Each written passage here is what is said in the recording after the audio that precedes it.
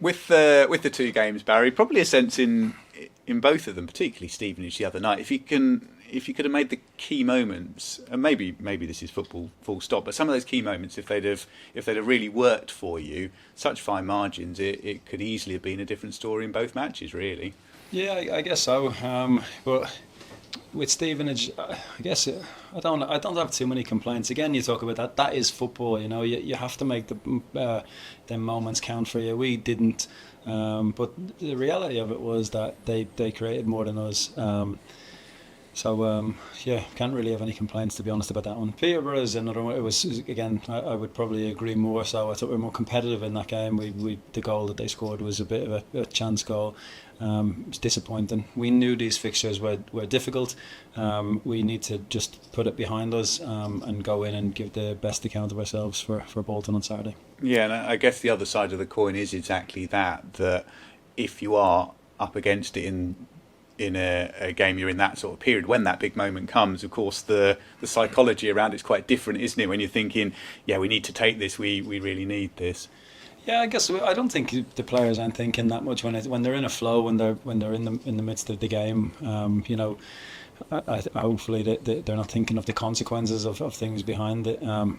Hopefully we'll create opportunities at Bolton, and hopefully this time we can take them. Bolton having hit a little bit of a bump in the road, I guess you can argue it both ways round, in that, yes, okay, it's been a tough week for them, but equally then you're expecting some sort of reaction.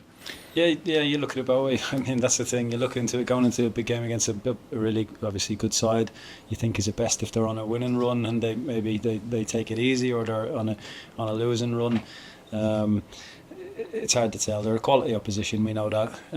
We only played them a couple of weeks ago, so we know what to expect from them. I mentioned in this moment now where we're at, we just need to turn up, put in a really good performance, give the best account of ourselves, and see where that takes us. Yeah, to have all of that, and I don't know how useful it is really to look at some of the away games against those sides higher up. The Portsmouth game from a little while back, Oxford, I guess you could throw Blackburn in the FA Cup into the mix, but parts of those performances I would imagine with things that you could take into it.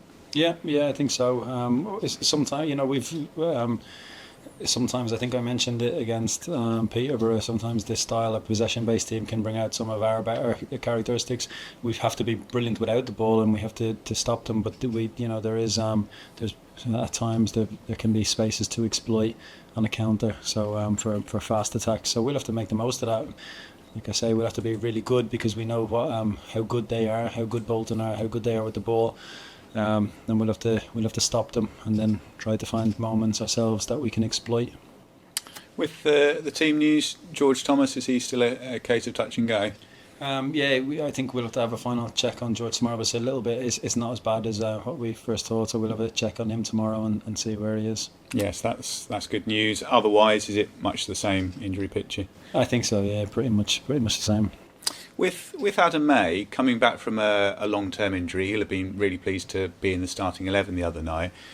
Something that you have the personal experience of, where you've had that long period of time out, and then you need to get going again in terms of the momentum. How difficult is that? Because from the outside looking in, we can have some sort of appreciation of how tough that must be, but I presume it really is quite hard. Yeah, it definitely is. He's obviously had such an extended period off the pitch. Comes back. We don't have reserve games here, so he hasn't got games to get fit in. So he has to kind of get fit in front of the supporters and everything, which is always difficult. And it's hard to actually put him in to gain his fitness minutes when the results matter so much, in league games. So he's had a couple of behind closed doors games. He has his training minutes, but even that is difficult at the moment, as I've kind of mentioned, where we have so many games that the training groups can often be quite small. So there's no question it's a difficult period for Adam. He just needs to really make the most of every training day he has, makes the most of every moment he has on the pitch, and he'll get back to his best. Yeah, so it becomes a bit sort of chicken and egg. With just to pick out another individual, Jack Lancaster, who just seems to be putting in so much work and has been so dynamic with his performances of late. We know he's got the quality. How close do you feel he is to to really kicking on as a player? Because he seems to have all of the elements to be a really top player if he can hook it all together. Yeah, I agree. I think he's become more dynamic. His work rate is very, very good, and he's the one in all of the recent fixtures that I think of. He's the one that is creating, probably the most creative player, and he's the one who's the chances seem to fall to as well, and that's not by chance. So he's getting himself into positions where he can create, and then getting himself into goal scoring positions. And sometimes it is a case of one goes in and it can hopefully set a little run for him. But I think he's in a reasonably good place at the moment, and hopefully more of the opportunities start hitting the back of the net for him, and he can gain even more confidence from that. Yeah, you can get that flow. And just on the managerial situation, clearly you're in the position where you're waiting to see what happens next. Does that mean, do you get people within the game calling you up because you've stated that you're not in the race, as it were? Do you get people giving you a call, wanting a bit of advice as to how things might shape up, or wanting to know things? Is that how it works? Not particularly. No, I haven't had any phone calls. I have had a bit of an update from the club in that I think that the kind of search is moving forward and getting to the later stages. I think there's candidates that have been that are being spoken to now, probably formally, and I think it's probably getting close to a decision, which I think is probably a good thing. I think the players need that stability of someone here. I think that's going to help. So I'd be really surprised if it went further than the start of next week, to be honest. Yeah, so you've always got, I suppose, an element of how long's a piece of string. It's hard to say, but for Northampton, probably a good chance then that, all being well, it will be settled before then. And I'd imagine, I'd be really, really surprised if someone wasn't in place before Northampton now. Brilliant, that's great for me. Only one from me, Barry. In your two games at right back, you've started James Gibbons and Liam's on the bench. I think Liam's come on both times. Just wondering what your sort of thinking is there. Just tailored to the opposition, really, more than anything else. Yeah, pretty much profile. So I'll just Stephen has been the last game. We know how direct they are. We know how big their players are, and it was pretty much been, at times opposition can kind of isolate and put things onto Liam because he isn't the biggest in stature. So that was the thought process behind Gibbo playing probably back against Stevenage.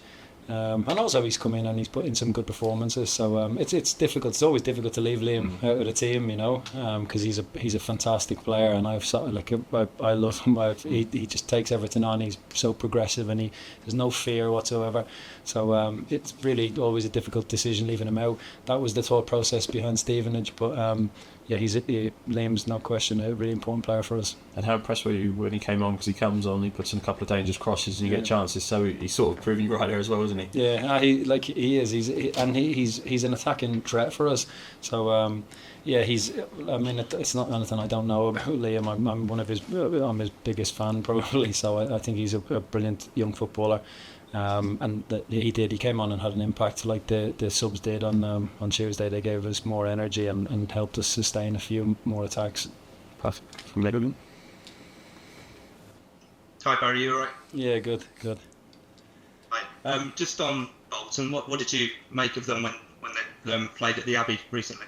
Very good possession team. Really, he can hurt you in loads of different ways. Can spend long periods with the ball, but also will have forward runners. They won't just play it in front of you. They've got runners beyond. Like I say, lots of ways to hurt you. A really top team in the division. So we'll have to play really well on Saturday. Does the game plan have to be to frustrate them, kind of in the similar way that you tried to do at the Abbey, where you took an early lead and then kind of sat back and tried to protect that lead? I guess so.